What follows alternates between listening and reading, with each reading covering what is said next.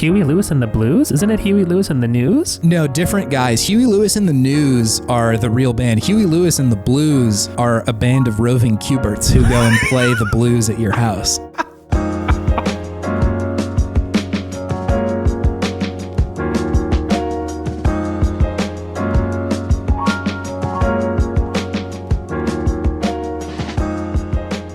This week's connective tissue. I want to call my shot at second one. The fascia. What is it? It's Cubert, David. Cubert? It's Cubert. Whoa, man.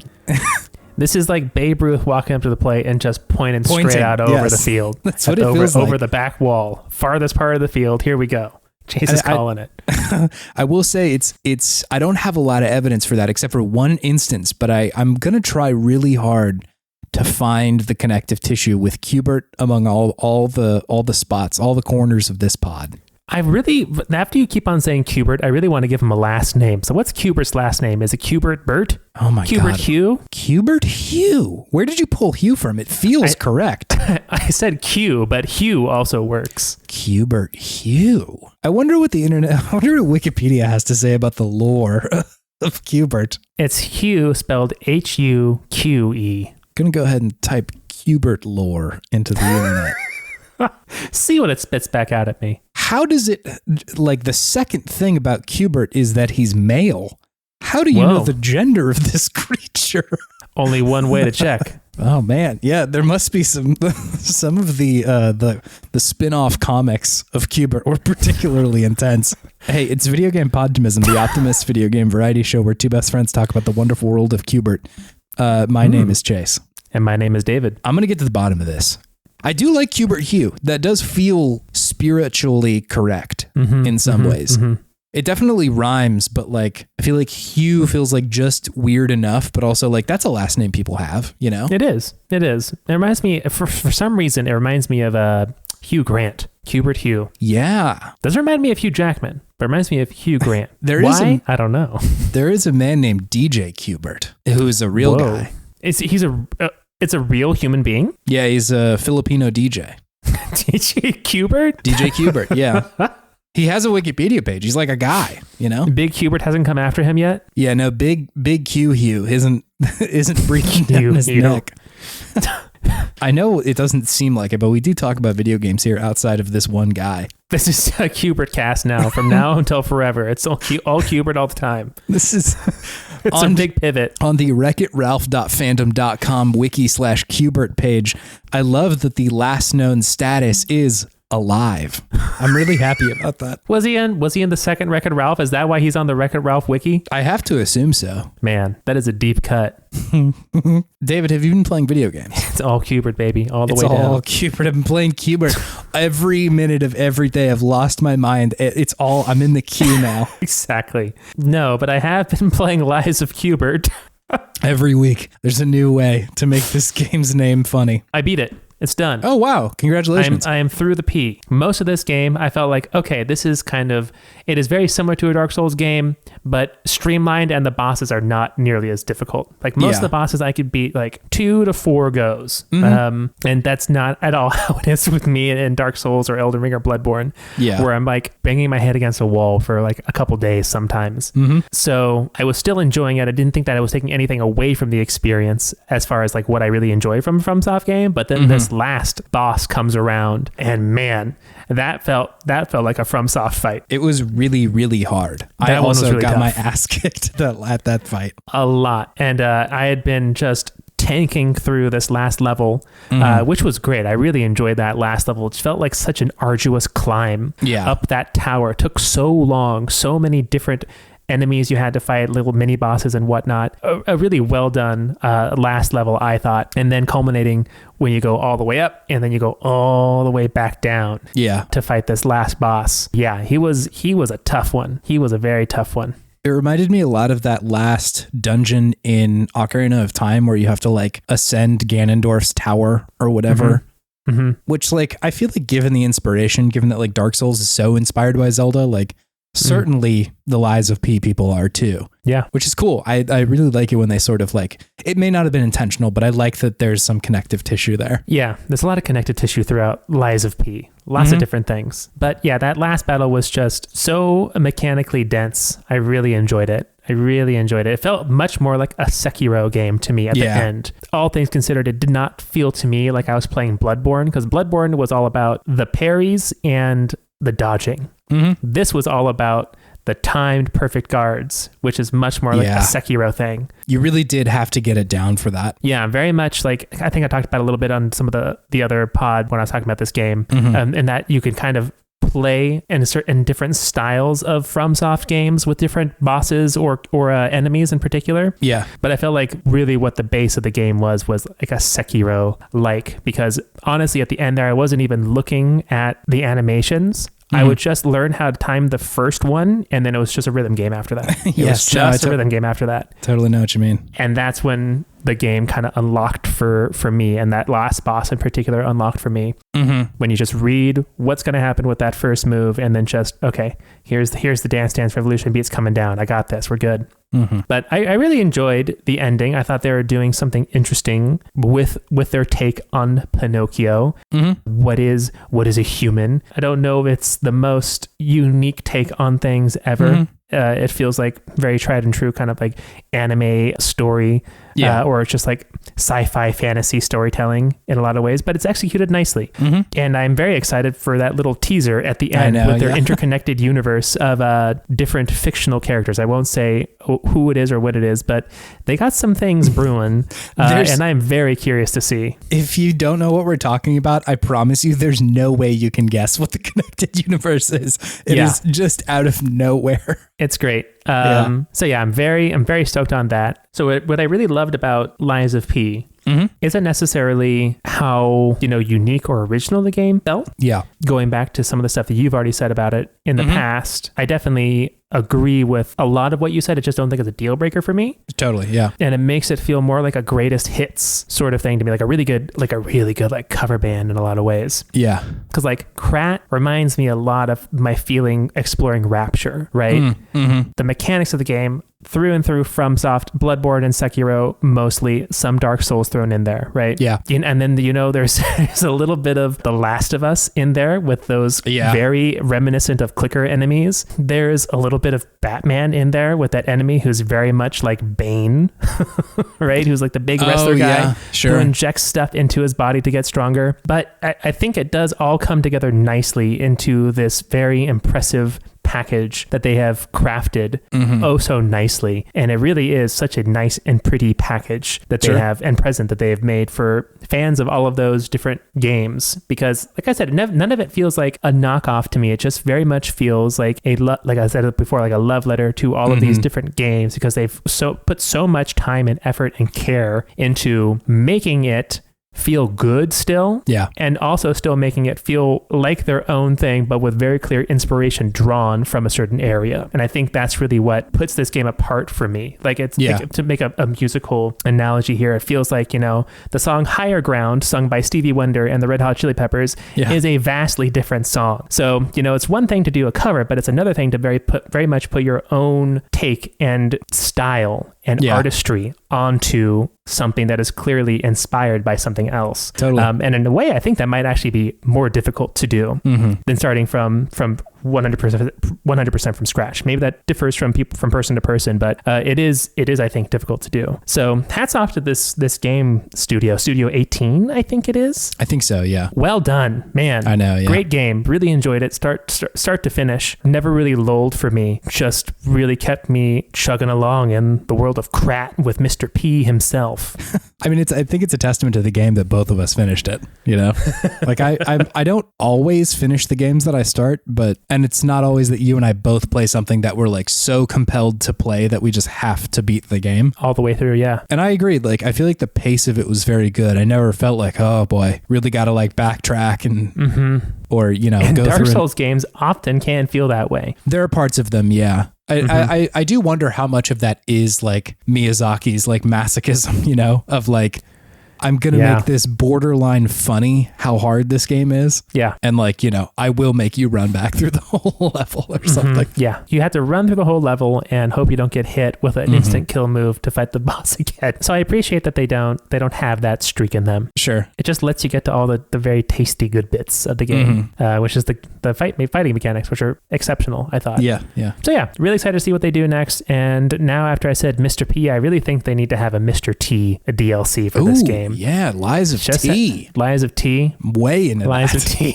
Just Mr. T in there, and he's just punching people. Yeah, you have no choice of weapons. It's fists, man. Or maybe he's just another game in this game universe that they're going to be making here. Anyways, great game. Really enjoyed it. I have also been playing a lot of Inscryption still. Oh, hell yeah. Where are you at? What are you doing in there? How hard was it for you to not say anything more last week, Chase? I had to just punch my legs to try and distract myself from not just totally blowing it. I'm also surprised our Discord didn't just like at you of like, hey, here's everything. Here's what happens. Yeah. I have not beaten it yet, but I have gotten to, I think, who knows at this point, the great twist in the middle of it, where once you beat Leshy, it now becomes, instead of a deck building roguelike, a deck building RPG, where you go around card battling everybody within sight. Yeah. Which is kind of what I was expecting a lot of these Yu-Gi-Oh games that we've been playing so far to be like. Yeah. And I enjoy this very much. It's fun. It's much different. I feel like it almost feels like the beginning of the game was one big tutorial in a lot of ways to teach you, because now the game is more difficult. Like you can't always just pull squirrels. You don't get these little cheats like to take a piece of your tooth out, get more points on the board or whatever. You really just had to focus in on building your deck the right way. And man, that took a second for me to get. Some of these bosses will just destroy you. But now I'm a Mantis God, man. That Mantis God is my god. Hell yeah. And that is the one that brings me to victory. But I'm fighting Magnificus now. I've beaten all the other scribes. He's the last one. And he's kind of forcing me to have to make a mage deck at this point. So I have to go and figure out how to use the mage cards, because I've just been doing beast this whole time, because that's what I was raised on, baby. I know my beast cards.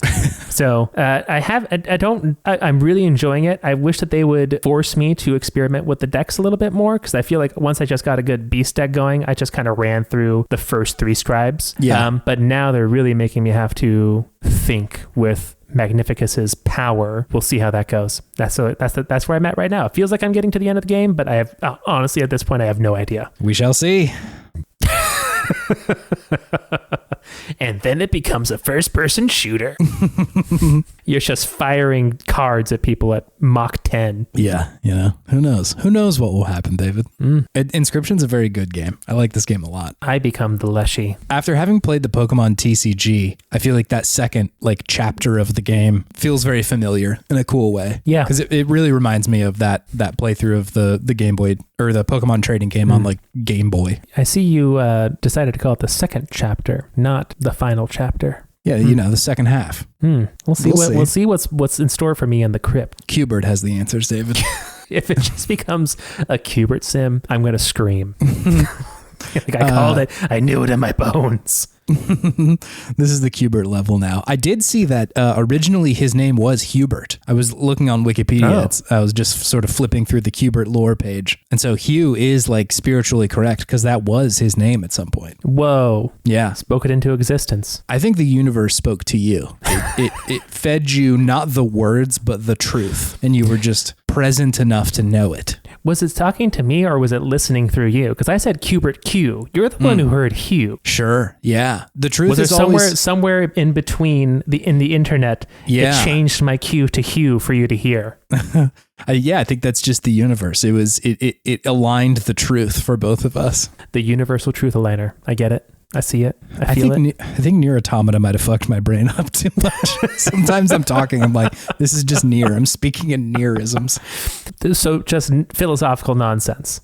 Feels good to say it. It does feel good to say it. Doesn't mean anything, but it feels good to say. Doesn't mean a damn thing. Automata means something, but the words I said don't. What does Nier mean? Who knows? Who knows? Person's name. Anyways, what else have I been playing? Played a little bit of Trombone Champ with my friends down in LA. That was great. Yeah. One of them listens to the podcast, and he was saying that he heard me talk about Trombone Champ, and I was like, oh, this is him telling me that I need to download this game so that when he comes over, we can play it. And I was like, I mean, yeah, that's exactly what I meant. That's exactly it. So thank you. It was good fun. Lots of toots were had. Yeah. It is such a silly game. It is such a silly game. Yeah. I kind of can't stop playing it in a way, even though the controls don't work that well all the time. It is a delightful, beautiful mess. It is the hashtag bless this mess of video games. You're right. It does. So the controls aren't perfect for sure. Yeah. That almost works in its favor in the way that like QWOP doesn't work very well. Where like absolutely, it kind of adds to the chaos of it all. Mm-hmm. Yeah, and then you add in the wonkiness of the Switch Joy-Con just in general. Yes, yeah. And then you got a stew going. You got a stew going, yeah. You got a stew going. But that's pretty much all I've been playing this week, besides the game that we played for the pod this week. Sure, yeah. Hell yeah. Video games, dude. Video games. They're really good. What have you been playing, Chase? Couple things. I really just want to talk about two of them. I will say, like, the one game that has been taking up by far most of my time is still Like a Dragon, Infinite Wealth. Been playing a lot of that game. Nice. I'm towards the end of it, where they have given me like a battle tower where they're like, hey, if you want to like level up and get some cool shit, you can go through like multiple levels of just like, that's your jam. Oh man. It's the same siren song that like a Coliseum calls to me. Absolutely. And I'm realizing that part of it, at least for me, is I really like when a game is like, hey, if you want to kind of kick the end of the game's ass a little bit, do this thing. That is like time, baby. Yeah, just put in the time, put in the hours. And like something about that is really nice because it's not just the Coliseum or the battle tower itself. It's the fact that like I'm so much higher level by the time that I get out of there that like these big tough bosses towards the end are like not nearly as hard as they would have been if I was like still at the same level as them. Nice. And man, oh God, it's just so satisfying to be able to like totally wipe out a group of dudes with like one attack. Oh my God. Especially when they're being a bunch of shitheads, right? Yeah, man. They're just like trying to resist the will of my cool friends and me, you know? You will submit to our will with violence. Yeah. But like also we're friends now. Now that I beat you up, we're friends. That's the arc of a lot of bad guys in this game. Gotta beat them up. Gotta beat them up. We're friends. So that's the thing that I've been playing a lot of. But the other two games that I've been playing are like sort of tangentially related to the main game that we played. The second one a lot more directly. But the first one that I've been playing is Ogre Tactics Reborn. Whoa, you're dipping into the Ogre Tactics. Yeah, I'm big into the Ogre right now. Big Ogre head. Big Ogre over there. Cool. So this is a remake of the game Tactics Ogre Let Us Cling Together.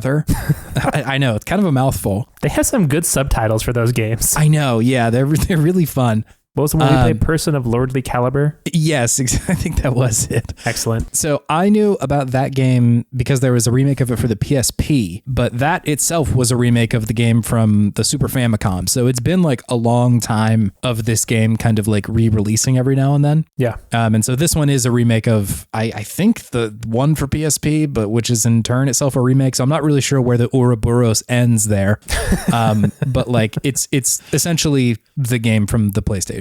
Or the Super Famicom. It only came out in Japan on the Famicom, but came stateside on the PlayStation. So as I had sort of like referred to and gestured at last week, there were some people that worked on this one that would go on to work on like a bunch of like kind of influential games, especially at Square Enix. Yasumi Matsuno was one of them. He was this dude who like, I think he was a producer, designer who worked on this, Battle Ogre, Final Fantasy Tactics, and the most clear one for me in playing this game is Vagrant Story and Final Fantasy 12 as well. And then like there's a bunch of people also that are on there. Hiroshi Minagawa and Hitoshi Sakimoto and Masahiro Iwata for the art and the music, all kind of orbiting around really similar games. Like they're in Square Enix and they're working on like same stuff, Vagrant Story, Final Fantasy 12. So I think in this game, in Ogre Tactics, like it is, you can see the influence for sure. I think like the, not impressionist, but like almost watercolor paintings of the character art, the music feels very similar. And I think just like the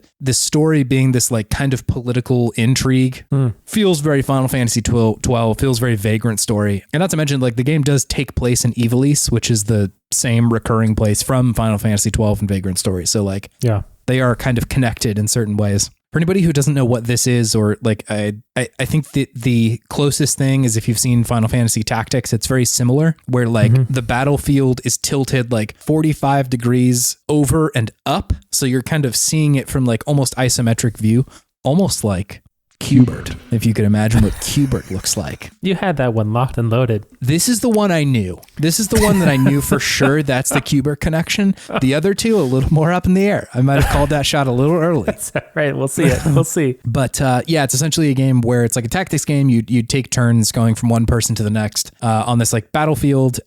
So I think for me, I don't have a ton of experience with games like this. Like they're very, it's definitely a type of game, right? The Final Fantasy Tactics, and I think it's a game that came out, I think it's called Fae Tactics, doing a similar thing where it's like kind of a similar visual style. And I think you see a lot of people making those games and like stoked on these games because there's not that many of them, at least in this like art style or like visual style. I feel like you see a lot more of stuff like Fire Emblem, where it's like either completely top down and you're just sort of like moving pieces on what look like almost a big chessboard, like a complicated chessboard, or you see stuff in the like XCOM mold of tactics where it's, you know, a little bit closer and your hits are determined by like kind of just some stats going on in the background, but it's a lot fewer of people that you're fighting with at any given time. Whereas this one, it does feel like there's kind of a lot of units on the map. And then obviously like the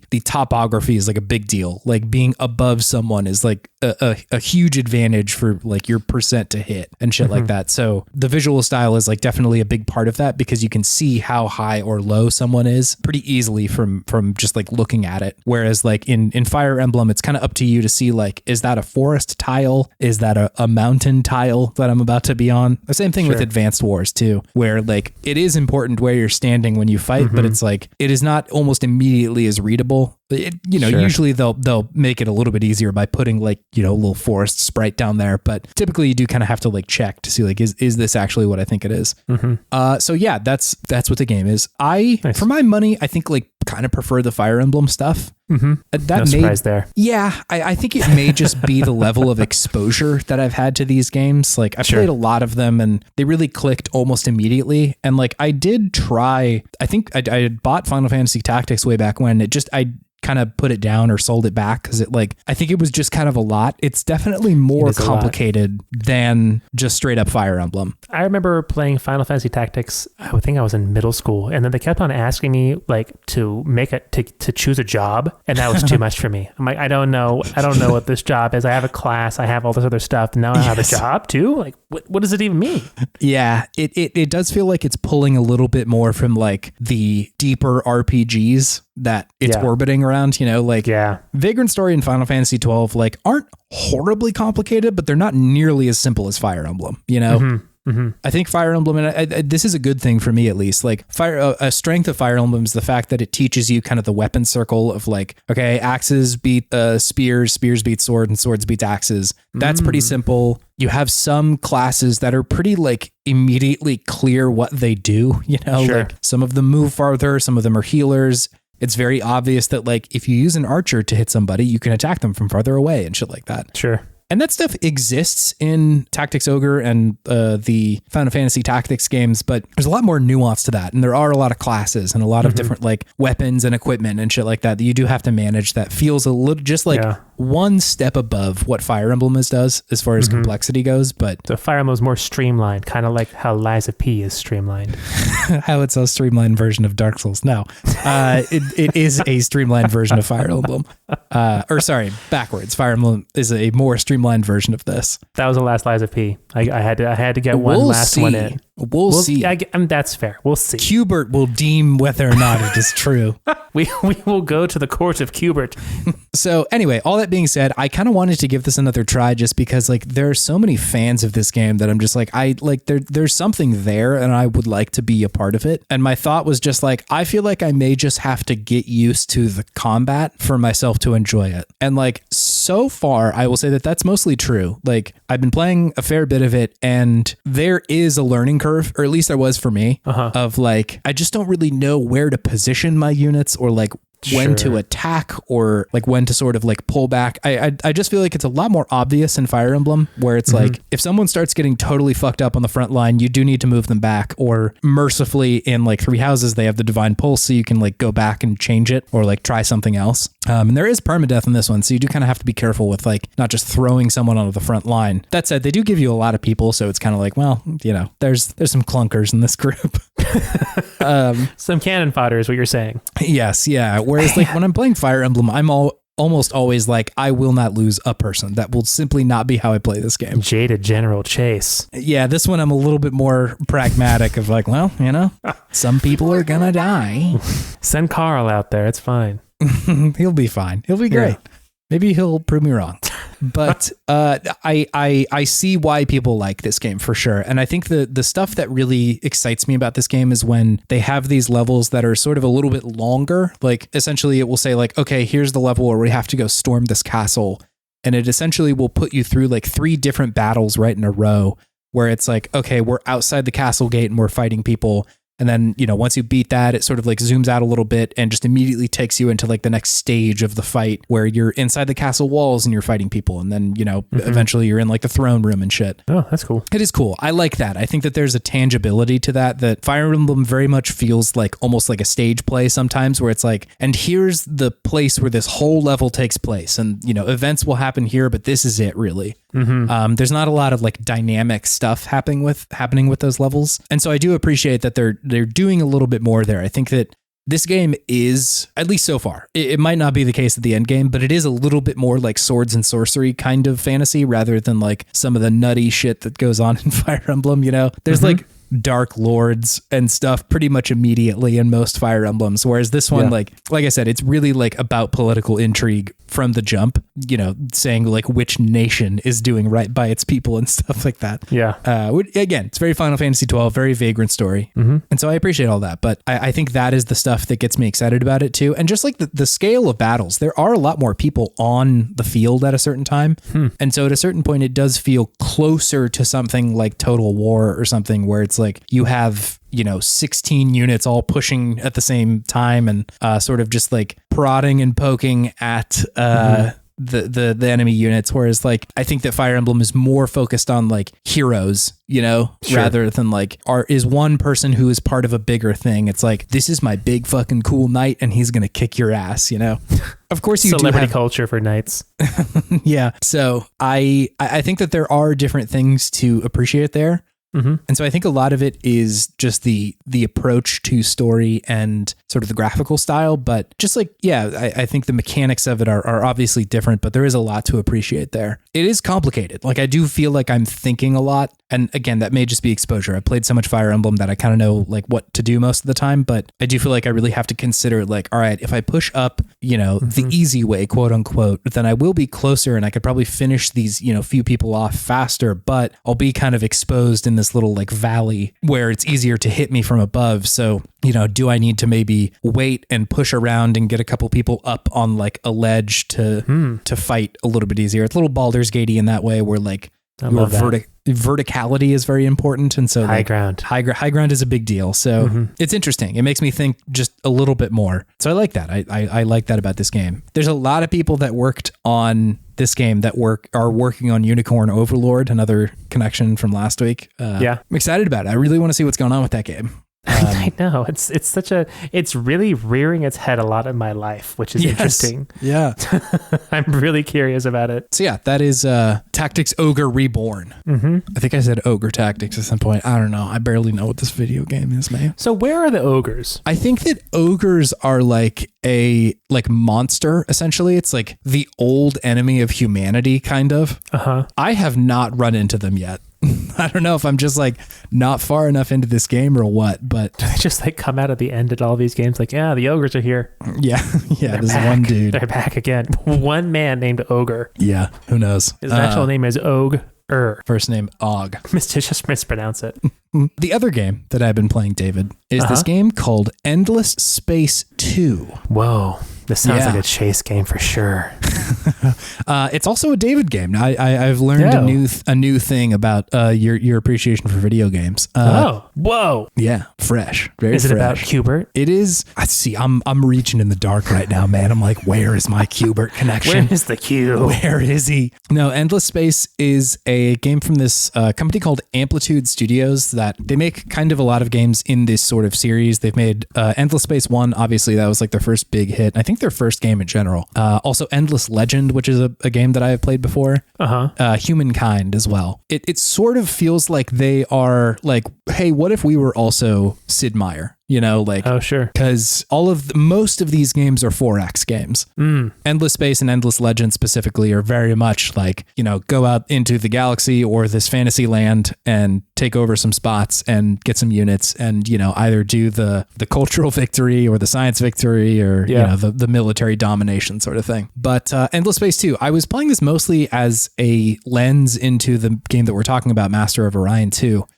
Because like both of them are 4X games, both of them are space games, but this one is like much more recent, right? Yeah. Master of Orion 2, I think it was a game that came out in 96, whereas this one was like much more recent of a release. And just kind of wanted to see like, where's the connective tissue here? Like, what is the stuff that is translated over? And just like background for me, at least, like I think that Civ was definitely my first 4X game. For anybody who doesn't know what that means, it's like a shortening of what is it? Explore, expand, exploit, and exterminate. Yes, exactly. A very brutal way to approach what has. You're killing dudes and taking over the universe, essentially. Like, it starts off okay, but then it just slowly gets worse with each word that it adds. The turn at exploit is always like, ay. Yeah, explore, you're like, okay. Expand, maybe, okay, sure. Exploit, oh, you lost me. Tough. And then exterminate is like, oh, okay, I'm fully out. Fully out now. We're bad. But yeah, so the I feel like the first one of these that I had played was Civ. Not StarCraft or Command and Conquer, but Civ. StarCraft I think is more in the like real-time strategy genre more than anything else, you know, because like quite 4X. You can't research things. Or if you do, it's within the cycle of like an hour, right? And then the next level you have to like start all that over.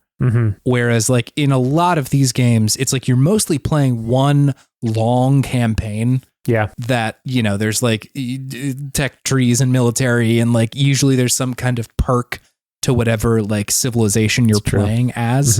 But to me, when I was playing, I think it was Civ 4 was the first one that I really got into. Yeah. It felt kind of like nothing else. And so I didn't think that, you know, this is the only game like this, but it was kind of the only one that I was interested in for a long time. I think just because like Civ does a very good job of making it easy for you to play it, you know, like I think some of the smartest stuff those Civ games do is that they give you that like advisor who's like, hey, you might want to build this next, or this is not a bad idea for research, you know? And I feel like if you just kind of like do most of that like on the easy and like, I think even kind of the normal difficulties, like you'll do okay at the very least, you know?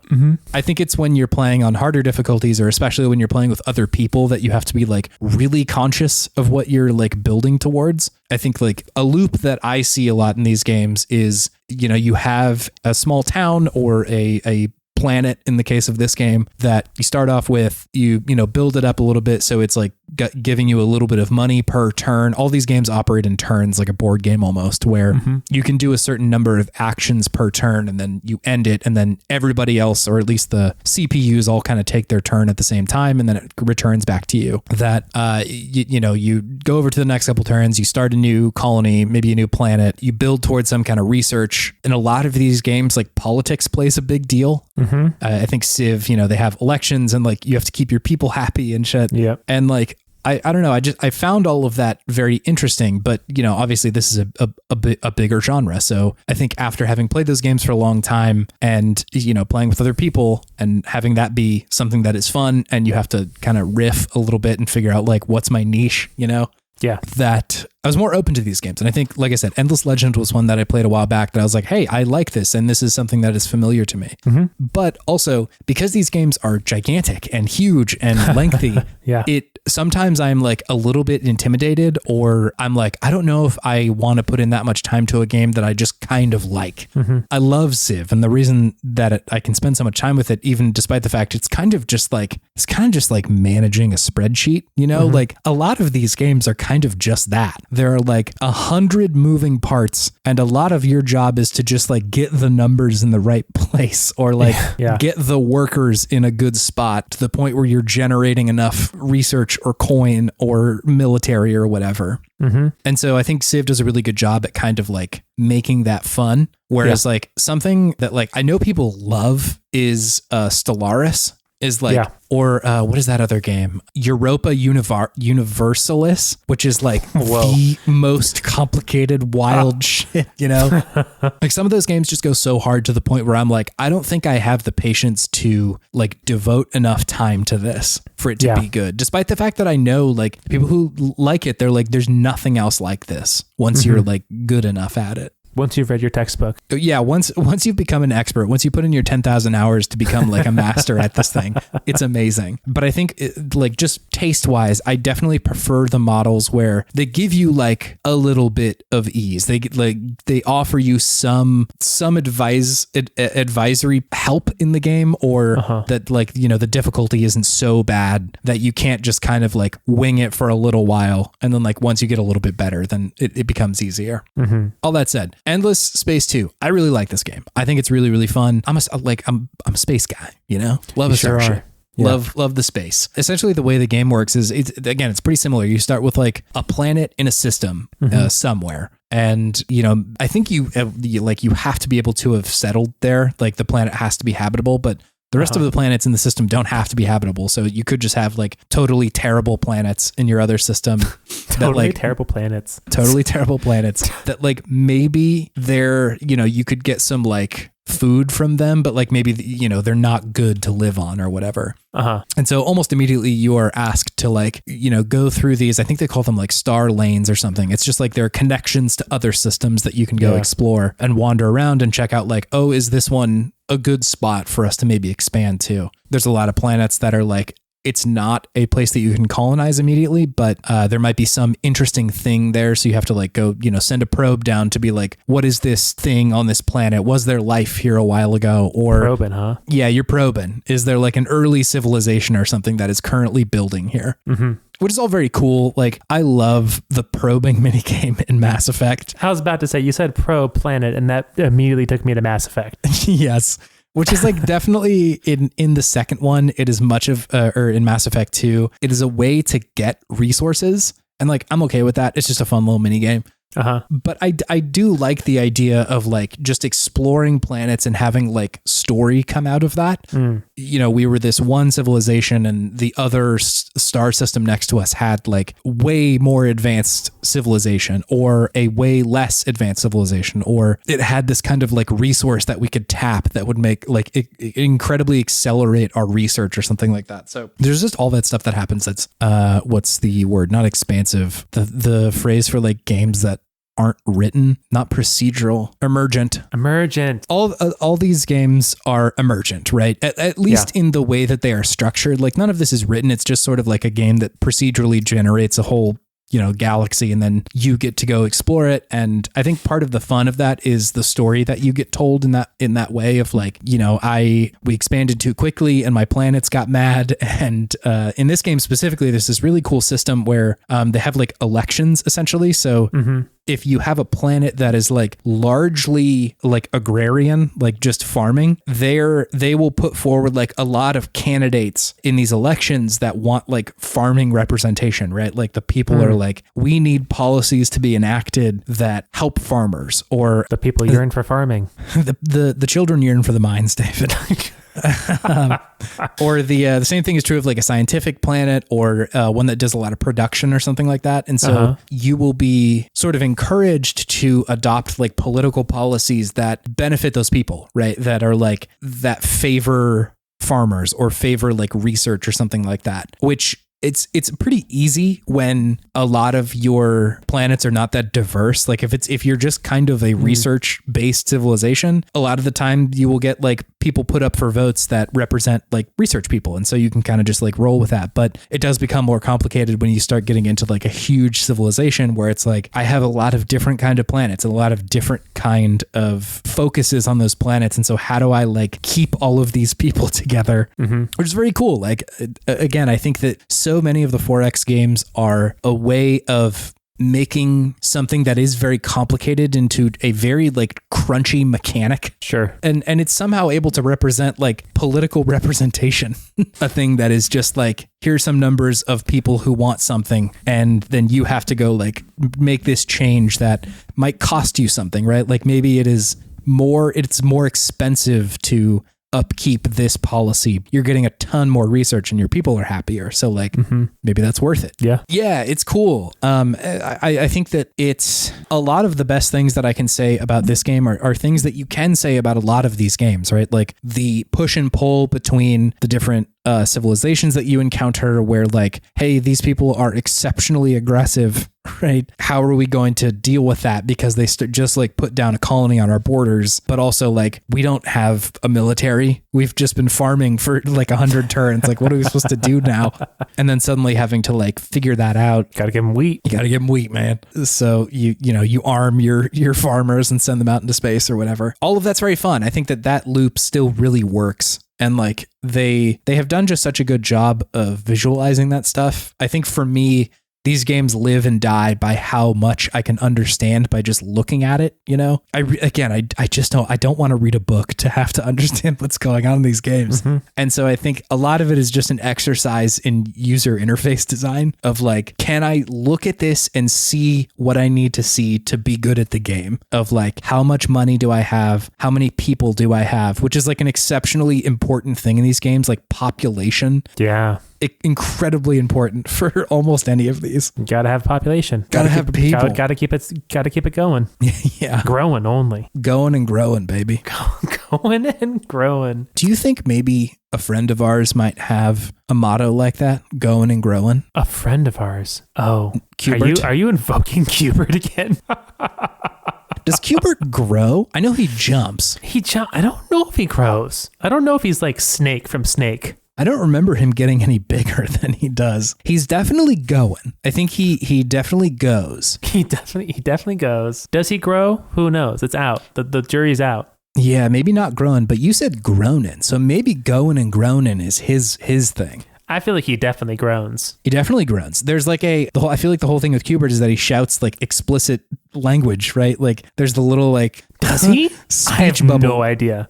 I need to brush up on your Q lore. I have no knowledge of Q lore. I've never played Cubert in my life. I will admit this right now. Interesting. It's a big gaming hole for me. Maybe next week it's Cubert. Maybe next week is time for Q. Get the Q. I told you it's a Cubert podcast now. Anyway, I really liked this game. I think it is really, really fun. It's definitely a one more turn kind of game, right? I think all of the 4X games are. That's how they get you until 2 a.m. It really, it really is, because like you're always just a little bit farther away from like one new technology or finishing something that will make it really easy to produce a bunch of shit on one planet. You know, colonizing a new star system or something like that. It's weird to me that this kind of game hasn't been pushed over to like mobile or something.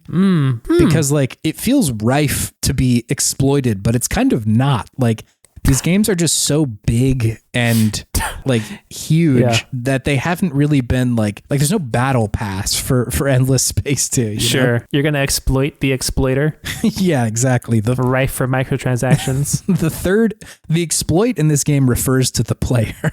Yeah, there you go. Not the game. But it really does keep you engaged. Despite the fact that like, I know this sounds like a dig, despite the fact it's like a very complicated Excel spreadsheet, that's really not. I think it's just like these are really complicated games with so many moving parts that like, that is kind of what it is. It doesn't rely on you like being fast enough to shoot something. Yeah. Or it's not the Banished Vault either, that game that we had talked about last year. Where it's like, that feels so much like a puzzle and a board game at the same time. Sure.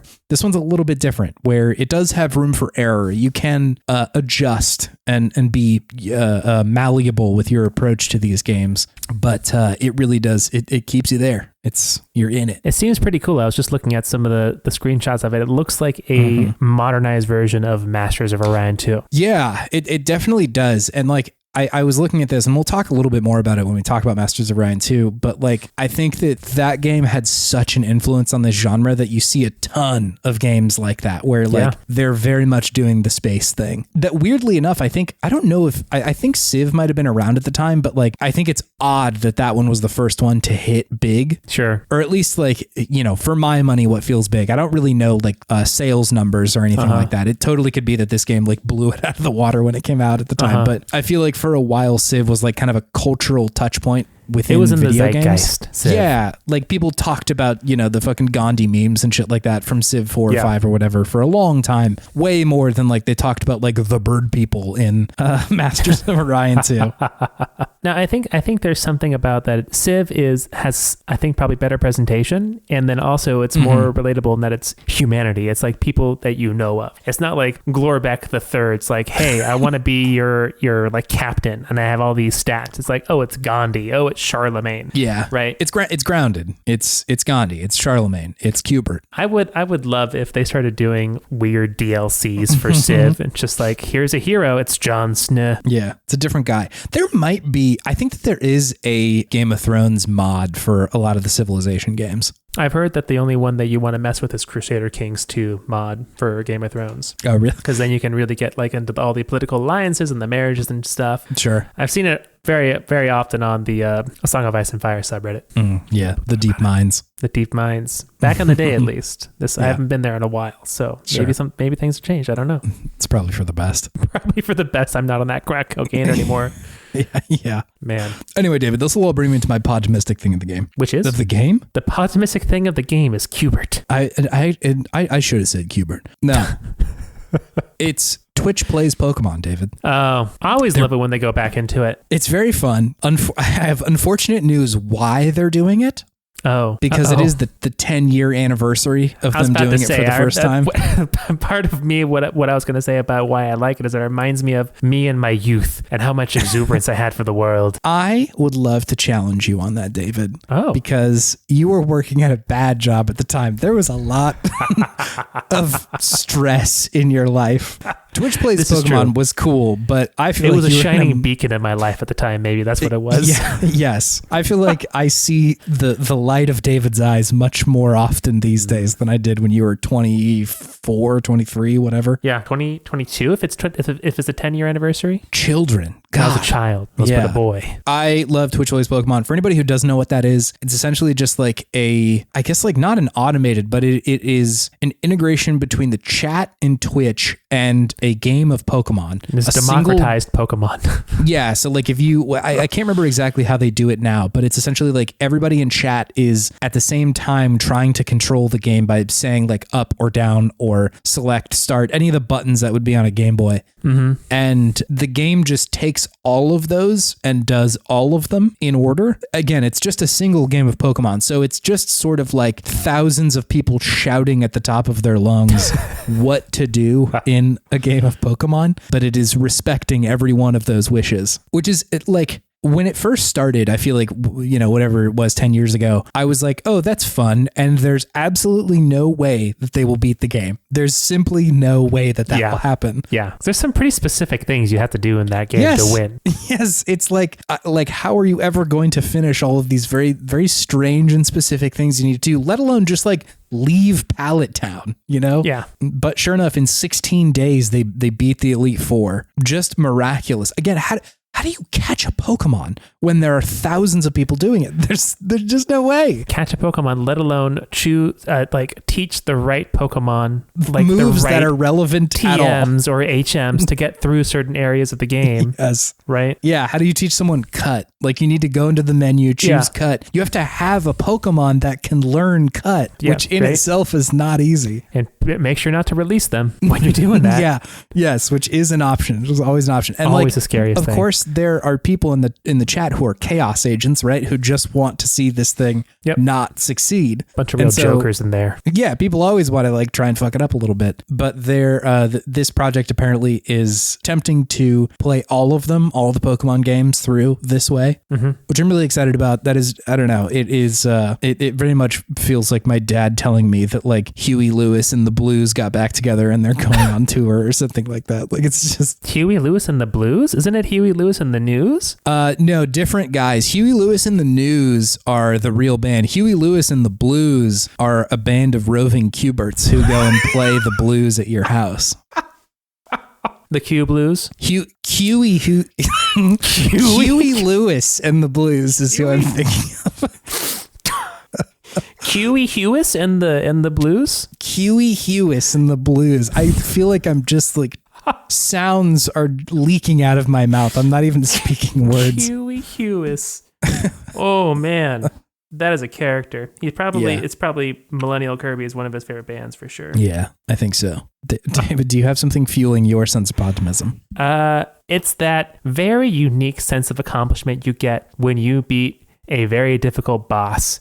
Yeah. Like in a Soulsborne type of game. Mm-hmm.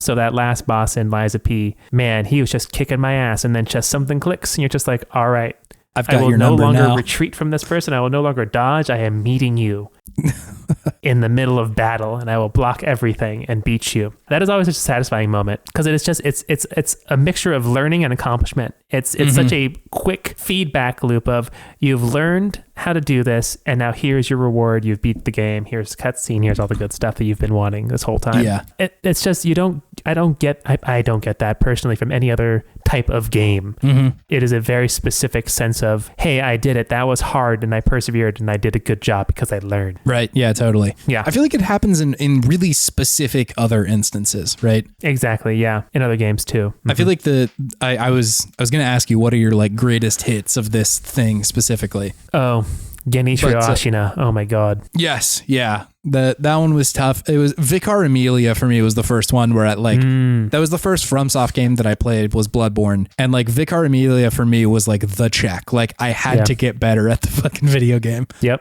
That one, but I was gonna say the Ganondorf fight from Ocarina of Time really felt like this is really hard, and you do have to kind of figure out like, you know, when to hit him, how to hit that like ball of energy back and forth between you and him, and in the final like fight there. All of that was really cool. I mean, like I can point to any Mega Man game. Yeah, you know, that's the same kind of deal. The last boss in Metroid Dread. Oh yeah, true. Very similar. Had to use every single move in your arsenal. Had to use them all. I feel like there have to be more from when I was younger, because I feel like difficulty was such a thing with those games of that era. For Jak 2, it wasn't any boss, but it was just some of those driving missions, man. Oh my God, yeah, true.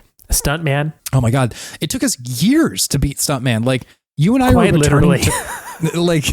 We returned to that game pretty regularly, and I think like we probably didn't beat it until like high school or something. That game is so hard. The tuk-tuks, man. Oh my God. Challenging. Oh my God. I feel like there were the tuk-tuk levels, but the one that stopped you and I pretty dead in our tracks was one of the, I think it may have been the last level where it's in like a James Bond mission essentially. Yeah. And like one of the last levels is that you have to pilot a car remotely. And so it changes the angle to like a camera, and it's just fucking impossible to drive it from that angle. Hard. It's the last thing you do in that level. And so like you have to do everything else perfect just to make an attempt at this. Just imagine that you are trying to play a racing game, but the camera orientation is that of Resident Evil 1. Yes. Yeah. It's fixed. Like they've just decided where that camera is going to be, and you have to drive in relation to that camera, and it changes, baby. It changes fast. Yeah. I feel like there's a lot of instances of like Guitar Hero too, where it's like you've been struggling with like a song for a long time. When I beat Freebird for the first time, Freebird, Bark at the Moon. Bark at the Moon was tough. Guitar Hero 1 was very hard in general. They hadn't like done the hammer-on thing yet, and so there's so much less room for error. Yeah, that one was something special. Guitar Hero 1. Back in my day, we didn't have hammer-ons. We only had Huey Hubert and the News and the Blues. He's not even blue. No, he's not. He's red orange.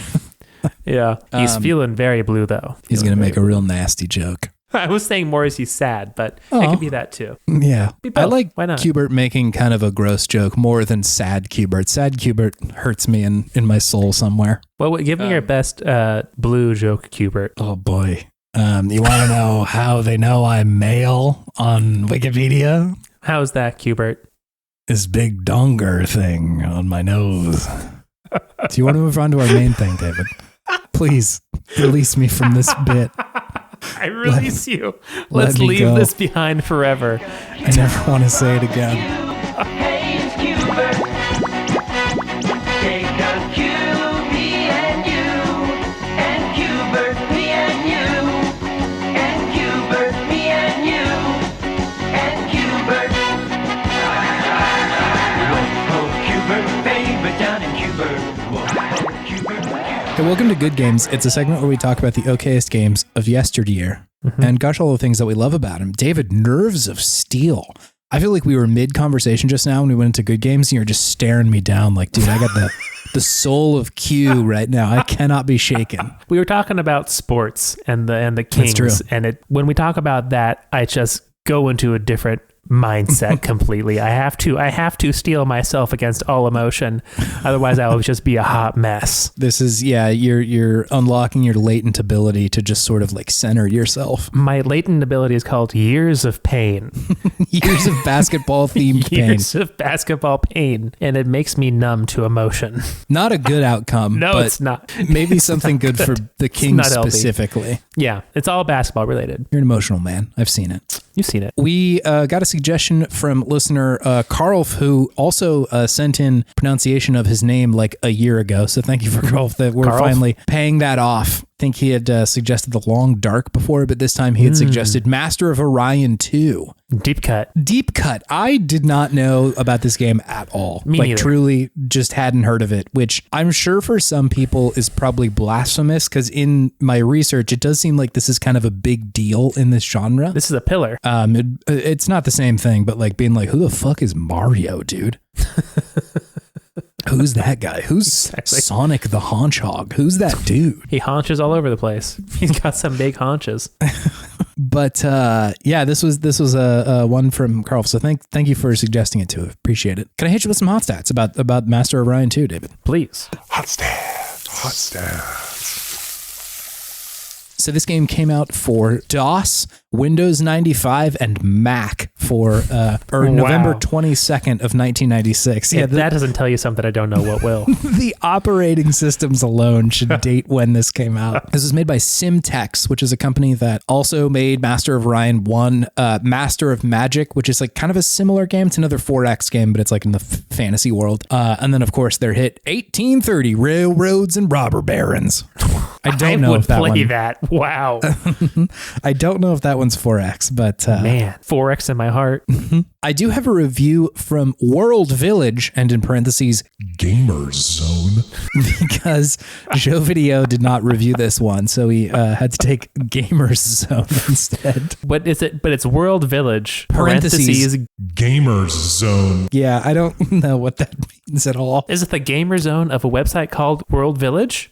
Yeah, is this just a tab? Is this a wing of World Village? That's exactly right. I don't know. Who knows? But I've taken the review, ran it through Google Translate a number of times from one language into another, eventually arriving back out in English in its mangled review form, which I will now read for you, David. Let's hear it. Is Lord Orion 2 worth the wait? I'm confused. I played 4 games and never had to wait for a movie. I think the game is over. If you're a geek like me, avoid Orion Master 2. The game is fun, but if you're too intelligent, you might end up waiting a long time for a CD. And they gave that one a 6 out of 10. Whoa, they did not like Master of Orion 2. They're too smart. They're too smart for it. Yeah, it is a little high-minded, a little holier than thou, if I'm reading this one correctly. I sort of get the feeling that's probably not the original text of the review, but this translated form definitely has a little snootiness to it. You know? Gamer Zone, man. Getting high on their own supply. It feels appropriate for Gamer Zone to be a little full of itself, to be fair. This is very true. Unfortunate, but true. Can you tell me what this game is, David? Master of Orion 2? Yeah, can I give you a fun fact real quick? Hit me with a Fun fact. Fun fact. The term 4X was actually coined in a review for Master of Orion 1. Oh, wow. In Computer Gaming World by Alan Emmerich, where he rated the game quadruple X as a pun for triple X, right? Yeah. But then said that the X's stand for explore, expand, exploit, and exterminate. Wow. So they got it in one. They figured the genre out immediately. Or so says Wikipedia. Sure. But this game is a 4X game, which means that you expand. Oh, no, you explore, you expand, you exploit, and you exterminate. Yes. I guess you don't necessarily have to do the last one in this one. And most 4X games, that's an option. Yeah, you don't have to do it militarily. You don't have to do the exterminate part. But you take on the role of a species of some sort, a spacefaring species. You get like, I think 10 or so different options. It's kind of a lot. There's a lot of them in there of different species, and they range from, very militaristic to very scientific research based, espionage based, diplomacy based. So you can really kind of pick and choose how you play the game. And then you get put into the actual game board, which is just a universe, a galaxy, I guess I should say. And there are different star clusters that you can go and explore and expand into, see what I did there, and to exploit the resources that are there to maybe exterminate your enemies. So you are essentially you're getting a starting base on a certain world, and you have to kind of build up your resources there, do some researching, make some more buildings to do some more research, or make some more units, or make some new things to go and explore the universe. And then as the game progresses, you start interacting with different species and empires that are butting up against your territory, and you can deal with those diplomatically or otherwise, right? And so the point of the game is to eventually be the top dog in this galaxy. Yes. Yeah. It's surprising to me how much of that formula was here already, Yeah. Because the way that you're describing it just now, like that's still kind of the deal. That's sure still is. most of it. Yep. I think just like looking at it, the biggest thing that is different is just like the visuals of it. Like there's the UI is very different compared to what things look like now, but the underlying mechanics are like that's it. That's still the same thing. Yeah. Which I feel like is sort of a testament to how much or how influential this game was when it came out. Just because they got it. They got it way back then too. They sure did. And that's what I thought was so interesting playing this game, is that you could just see the bone structure of all these other great games that came from this one when I played this game. Yeah. It definitely wasn't as expansive or, flashy almost. Flashy, right, as some of the other games that came after them, but it's still just as deep mechanically. And in some ways is a little bit more streamlined as well, in that there isn't as much fluff around the edges that other games added to make themselves stand out apart from this game. It is just pure distilled 4X in this experience, which is really what I enjoyed about it. I was going to say, we were texting back and forth and you had said like you really liked this game, which I don't know if I wasn't expecting, but I don't think I knew that you were like a 4X guy, that like this was a thing that you liked a lot. I haven't played a lot of them because I've never been much of a PC gamer. Sure, yeah. But man, did I bring my MacBook to the brink of death many times at Rice when I would just stay up late into the morning playing, I think it was Civ 4. Yeah, probably. 4 or 5. One of those. I think it was 4. I feel like 5 was like the big one around that time, but I could be wrong. 5. Maybe it was 4 because whichever one was not going to make my computer explode. I remember like having to leave the window open and putting it next to the window just to cool down my computer because like just one more turn. Yeah. So really, I think it's good that I'm not much of a PC gamer. Otherwise, I think these games would try to consume my life in a lot of ways. Sure. But I also enjoyed this one. The other 4X game I played is Civ. But in comparison to Civ, what I liked about this is that I can see just the whole map right away. I can't see the star systems themselves, but I can see everything that's going on. I don't have to manage the camera, which is nice for me. I like to just be able to point and click. It feels a little bit more streamlined that way. Yeah. And I like that it still makes you have to do a lot of interesting decisions with this, not necessarily smaller scale, but just a different presentation of the game. All of the bones of it are there. And without having as many of the animations that go on in a Civ game, to me, it did make it feel just a little bit snappier in, transporting a worker to a different planet to make them, go and farm on this irradiated planet that I had inhabited for some reason before I really knew how to play the game. Like, good luck, buddy. I did the same shit. I totally fucked up so bad. I way overexpanded it first, and everyone was dying, and there was a famine, there was a food crisis, and then I just had to abandon one of my colonies. I'm like, I have abandoned my child. I've abandoned my boy. So yeah, it definitely gives you all of those experiences of a great 4X game, because it is a great 4X game, just in a more streamlined, snappier, and in a way a less cinematic in a less cinematic way, but no less impactful way for me. Yeah, it feels like this is it's like the midpoint between just a board game version of this and like the kind of high fidelity version of these games that exist today, where like it isn't as flashy. You don't get a lot of the animations that are in the other ones, but yeah, the game is still there. I feel like a lot of what I was doing initially was just sort of like managing people a lot of the time. Absolutely. Like just getting people from one planet to another, or like having enough food or having enough production and shit like that. Resource management. I think you're right. It did remind me of a board game in that way. And I do love a good resource management game. Yeah, it's cool because I feel like the game definitely shows you a little bit how to play. And I think like prior experience with these games is exceptionally helpful for me to know like what I need to do. Yeah. But you can kind of intuit it sometimes, right? Like if you're, it'll tell you like, hey, you're starving. Yep. Okay, well, how do I fix that problem? And I feel like a lot of it for me in my playthrough of this was just like, I'm just fixing the problem that is directly in front of me, and also trying to like, you know, make a bigger galaxy colonization or civilization, you know?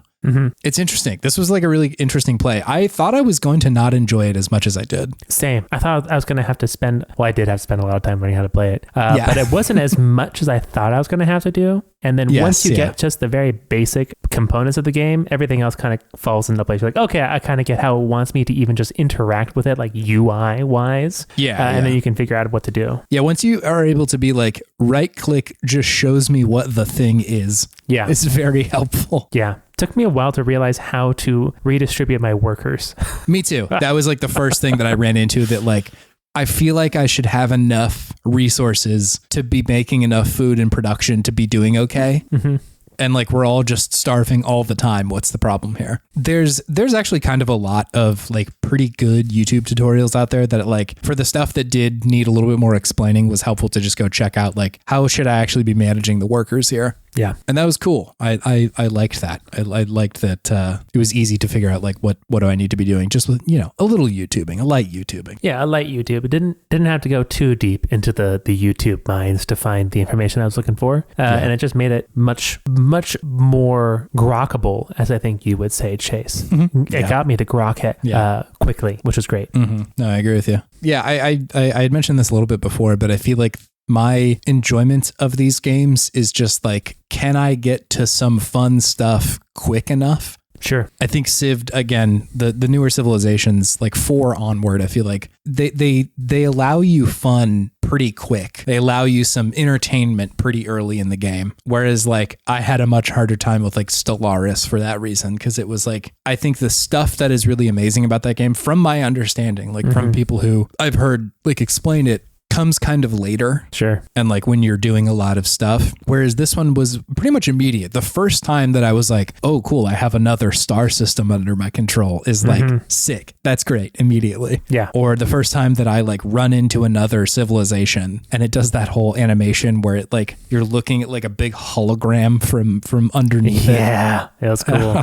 It's so cool. It's so funny. A very 1990s version of what like space communication looks like and shit. Yeah, very much. Like very much rooted in Star Trek, like how it was portrayed, and Star Wars a little bit too. Yeah, for sure. Definitely on the harder side of sci-fi. Although like the races are all pretty nuts, which is very fun. Yeah, I do have one thing to say about one of the races, the Nolams, I think is what it is. Sure. Which ones are these? Gave me some big Sebulba vibes, which didn't feel great. Let's see. Sebulba vibes in the sense that they're like a weird flying guy, or that they're like a caricature of a certain subset of people? A caricature of a certain subset of people, specifically Jewish people.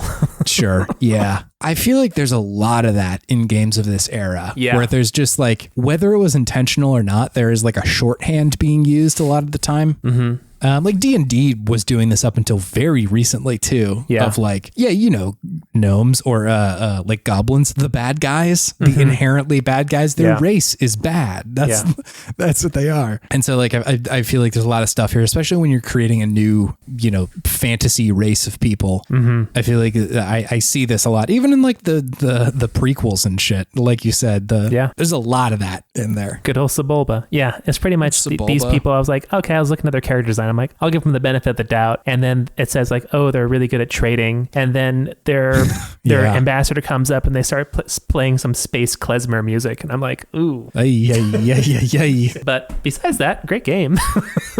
Yeah, and dated some of in its ways. I feel like some of the races are like actually very inventive and cool. That's what I was gonna say, and there's some of the other ones that are just totally unique, which is great too. Darlox, that's just a warlock. That's a space warlock. That's cool as hell. That's cool. Sacra, that's a space dinosaur. I'm into that. That's cool. There's one that looked like something out of Bloodborne. The Trillarians, I think. They're like this blue... The Trillarians? Like, tentacled monster that has like big wings. They're kind of horrifying, but like...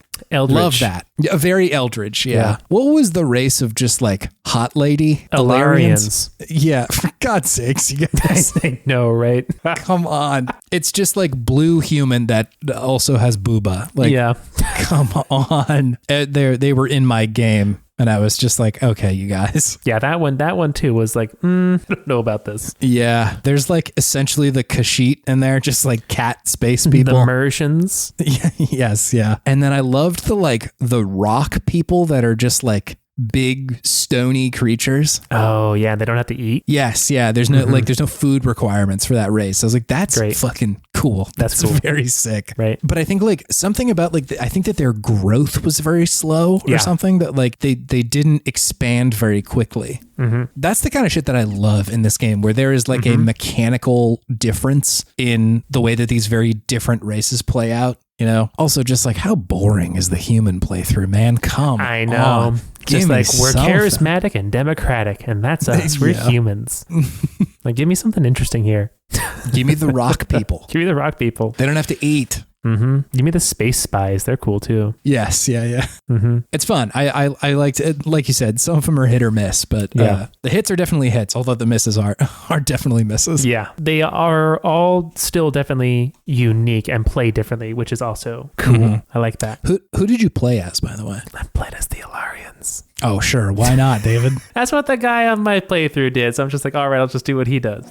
That's what I learned. That's what I learned. I learned it from watching you. I played as the Ikari, the like bird dinosaur dudes. Ooh, those were cool too. Loved those dudes. I loved their little like pointy shoulder pads that like came out, which is very sick. The fashion in all of these games is like incredibly fun, because it's this like vision of sci-fi that feels very influenced by like 70s and 80s sci-fi, in the sense that the fashion for the people who are wearing clothes feels like something you could see on Star Trek, which in itself is constrained to like, what can we make for this show? You know, like it's not a CG thing that we can just paint over. It's like we actually need to turn a shirt into this creature's like wardrobe. And so like the shirts of a lot of these people are very silly, or they look like they could be made out of like paper mache or something. Sure. And then there's just like the ant, just straight up an ant, big ant. What, the klaxons, right? I think so. Yeah. Just like that is such a sci-fi name for a race of ants, the klaxons. It's very good. That one was pretty great, I thought. What did you name your star system? Your starting star system and your ruler? That was Beanland. It's the anytime that I like am naming a place, it's always Beanland or Bean Zone. My wife and I call each other Bean, which there you go. Listen, don't come for me, internet. It's our relationship. Get Two beans in a pod. Yeah. We've been calling each other it for 10 years, and so it's not the cringe millennial thing that you think. It's just the thing that we call each other. Relax. But yeah, so it was Beanland or Bean Zone, and then my ruler was Chut Buttby. It's always some variation of a misspelling of my first name, but I decided to throw it to a classic of Chut Buttby. That is a classic misspelling of your name. It's true. What was yours? I was the starting star system was Sacramento. Sure, dude. Sacramento in space. And my ruler was Brucifer. Oh yeah, absolutely. I get that. I hope they have space Adalbertos in Sacramento, the galaxy. I mean, it's not Space Sacramento if it doesn't have adults. Yeah, that's true. What other space stuff is in Space Sacramento, the galaxy, David? Space the Merc. The Mercantile Saloon. The Mercantile Saloon in space. I would go. That would be cool. It would probably look identical to what it looks like in downtown Sacramento. And the drinks, despite being 3,000 years in the future, would be like still $5 for like a Long Island iced tea. For just 90% alcohol. And like lower quality alcohol than they're allowed to sell in the grocery store. And like, this is terrible stuff. This is moonshine, baby. Yeah. Somebody's they've got a still in the back of the Mercantile Saloon. Absolutely. Going glow bowling at Country Club Lanes would like take on a whole new meaning. Whoa. You would actually be in space. You know? Glow bowling with a bunch of alien species. That'd be cool. Okay. Who would you most like to go bowling with and least like to go bowling with? Of these races, maybe the transdimensional water people. Trilarians. Yes, the Eldritch horrors. Yes.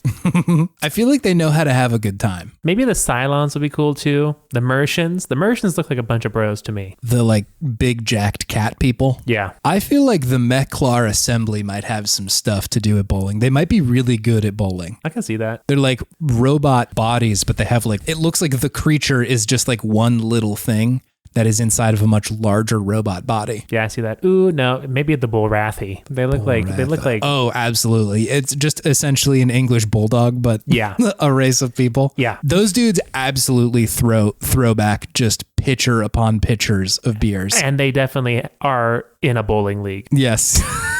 Yeah.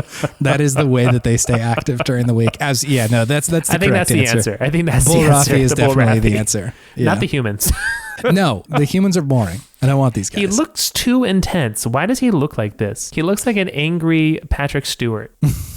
Yeah, bad Patrick Stewart. Bad Trick Stewart? Bad Trick Stewart. Fun game. I feel like this is something that we don't usually cover on Podtimism, like this sort of game. Yeah. Like the incredibly crunchy early PC era video games. Mm-hmm. I feel like are something that I don't know if it's a blind spot. We definitely don't cover it as much though. Yeah, it's true. I think that just for the format of the show, these games just demand a lot more attention and thought and time to put into them than a lot of other games. But I was really pleasantly surprised by this one. This was great. Me too. I feel like it definitely rises above just like the normal okayest game, right? I think this is another one of those things like Ikaruga almost that we played where it was like, this is clearly just a game I don't have that much experience with and maybe doesn't get enough coverage. Oh yeah, this is incredible. This is a genre defining video game that I just like hadn't really been exposed to before. I think it was like just before my time too. N64 was like the thing I was focused on in 1996. Yeah. And I definitely didn't have like a good enough computer. Like my dad had a computer that could run Doom for a little while, but that was really it. And like, I don't think my dad was about to fire up Master of Orion 2 and be like, we got to figure it out. We got to expand. Son. My dude wanted to shoot demons and that's about it. Nothing wrong with that. Nothing wrong with that. Yeah, no shade. Because I also wanted to shoot demons. I feel like it might be time for a Doom playthrough. That feels appropriate. The original? Yeah, one of the two. Doom 2 I think is the better of the two, but they're both good. I have a like very specific memory of playing Doom with my dad in both our old and like the newer house that I grew up in. And he had one of these like just ancient heaters that was just like a very hot thing that heated up, like a wire that got really hot. Yeah. And like the smell of it is so burned into my memory. I think it's just probably like metal and dust heating up at the same time. Yeah. But that along with the like sage that he would burn while we were playing. You'd burn Doom. sage while you played Doom? Yes, absolutely. What a he was vibe. like, again, my dad's like, he's a big tough biker guy. Not like actually, but that is the visual style that he's putting on, but a little woo woo. There's some woo in there too. That's true. There is. You know, I never noticed that. Oh yeah, absolutely. Definitely like a smudging kind of guy, you know? Smudging. It's like where you like Rafiki? No, it's where you burn sage and like clear a space of the energy that it has. Oh wow. Like I think it's like appropriative and maybe not great, but like as you know, anything that white people do where we like learn about one thing a culture did and we're like, what if this is our whole identity now? Yeah. But yeah, supposedly that's what I was told about it, is that like, you know, you do it to like cleanse a space or whatever. Who knows if there's any truth to that at all, or if it's just a untrue thing that we made up. But we're all be special. But hey, burning sage smells good. It smells very good. So might be time to burn some sage and play some Doom. Maybe we'll play Master of Orion and burn some sage. Why not? Feels good. I feel like Master of Orion 2, the like canonical way that you have to play this game is like in a computer room somewhere. Like, I know that that's not a thing that really exists for a lot of families anymore because like nobody needs a specific room devoted to a computer. But like, it feels like that should be where I play it. Yeah, do not play it on the couch. Has to be a computer chair. Not even an office. I need the computer room. The thing that is solely devoted to computing. We don't have those anymore, huh? Sure don't. I mean, why would you? It is kind of just the office these days, but still. Wow, video games. Carl, thanks for suggesting this one. Yeah. It was very good. Thank you, Karlf. I had a good time with it. Likewise. It's a good video game. Master of Orion 2. Master of Orion. Featuring Cubert.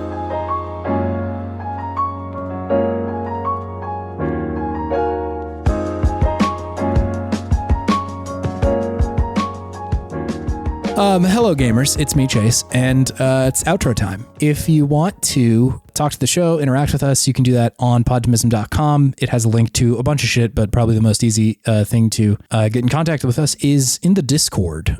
We are part of a podcast network called The Worst Garbage, and we have a Discord that houses all of those shows. Shows like Can't Let It Go, or Into the Aether, or Frog of the Week, stuff like that. Maybe some more stuff coming soon. Wouldn't know a thing about that. No. But so yeah, you can come hang out in there and chat it up. The website also has a place where you can see if we've played a game before, and if we have, like, you just type it into a little search box and it'll show you what episode that we talked about it in. If it's in the section of the show notes where I included what games we talked about, hopefully I didn't miss any. There's like a period of time where I just like went back and tried to find all the games that we played, just like skipping through an episode. So like, who knows? There might be a mention of Mega Man Legends that I left out, but you know, it's mostly there. You can also suggest a game for us to play during the good game segment, which we have a lot of. And thank you for everybody who sent those in. Very appreciative of it. There's some that I've been meaning to play, like not in good games. Some that I'm like, this might actually just make sense for me to just like smash through this. I know also you had gotten suggested to play Minute a while back, which sounds like a good David game. So maybe coming soon. Let's see what else. Thank you, Scout Wilkinson, for our podcast art. It's very good, and she's a very good artist. Sure is. If you want to check out her stuff, it's at ko-fi.com/humblegoat. Sometimes she has her commissions open and you can get some cool stuff from her. You can also just like support her on there. You know, there's like a monthly thing that you can sign up for and get like cool behind the scenes stuff. Ooh, that's cool. The art that she's working on. I do that. I get Scouts almost daily, or emails from Scout almost daily about like, here's a sketch of this thing that I'm working on. It's awesome and cool. So yeah, that's an option available to you. Speaking of the worst garbage a minute ago, thank you for having us on the network. It's very cool. Love to be here. Lots of cool stuff in the pipeline. I think when is this going to come out? But in a couple of months here, I'll be on one of Into the Aether's bonus episodes. There was a one-shot D&D campaign that we did with Stephen Hilger DMing the campaign. It was exceptionally fun and cool, and I'm really excited for people to hear that. So when that comes out, I'll mention it again on the show. But yeah, cool stuff coming down the pipeline. Lots of collaborations, you know, collabs, if you will. So yeah, thank you for having us on the network. So it's awesome. If you want to help out the show, a couple things you can do. One is review it on like Apple Podcasts or Spotify. That helps push the algorithm a little bit. Definitely the easier, and maybe not easier, but better thing to do is just show it to a friend. Be like, hey gamers, I think you might like this, and here's a podcast about it. They might be like, I don't know, man, a lot of mentions of Cubert in this one. I don't know how much I can stomach. Cubert haters do not come. Yeah, not apply. Anyway, all that aside, thank you, listener, for listening to this podcast. Yes, we have a great time making it, you know, hitting our groove. 2024, here we are making this pod. Coming up on 200 episodes, David. What do we do about crazy. that? I don't know. Me Me neither. We need to figure something out, because like 100. Yeah, we're going to do this one from the one place not corrupted by capitalism. Is this going to be the next BioShock game in space? No, wasn't that Tim Curry in Red Alert or whatever? Oh, sure. Red Alert, man. Yeah. I've not about that one in a while. My dad was a big into Red Alert. Yeah, that makes sense. That feels true. Tracks for Augusto. Yeah. But yeah, we got to do something, because 100 was our most meaningful games, which I look back on with a lot of fondness. Yeah, that's a good one. That's a good one. So I think we're both just like, are we going to make it to 200 episodes? I don't know. Let's just do the thesis for the podcast for 100. I know, Let's do it. It's true. Yeah, we'll figure something out. We'll do something cool. But yeah, thank you for listening. We deeply appreciate it. Absolutely. Dave, do you have any gaming wisdom, Dave? I do. What is it? Chase. It is not what you are that makes you who you are. Yeah. It's your actions. Okay. Yeah. Hell yeah. That's it. Cool. Good wisdom. That was just regular good wisdom. I just brought good wisdom this week based off of Lies of P, I guess. Sure. Yeah. It's the culmination of your actions. Nothing fun or funny this week. This is a comedy-less end to the podcast. Yeah. Goodbye. We're done. Cubert is dead. Cubert is dead. Stomped on him. I'm realizing now that I've said Q a fair bit, which is just like so associated with QAnon. So just like, no, we are not signaling to QAnon. We are not doing that. Please, God, do not associate us with that. We are not trying to get any of those weirdos here. Yeah, to be fair, to be explicitly clear. Listen, yeah, I know it's easy to mix them up. Cubert, cool dude. QAnon, dipshits. Just please, I need to be obvious about what's happening here. No, I'm just thinking about the Cubert shaman, and that's a funny image in my mind. Yeah, a lot of behind those things. Bars. All right, Cuberts. That's what Cubert is, actually. It's just him stomping on the steps of the Capitol. Oh my God. Was Cubert at January 6th by accident? He was there. He says, doesn't he try to stomp on a snake? Don't tread on me. Don't tread on me, baby. All right. It makes too much sense. We need to stop this. Yeah. Just one more time, everybody, for the people in the back. Cubert, cool. QAnon, fuck off. Yeah. All right. See you next week, See everybody. you next week, all you rational human beings out there. You cool Goodbye. guys. All right. See ya. See ya. Bye.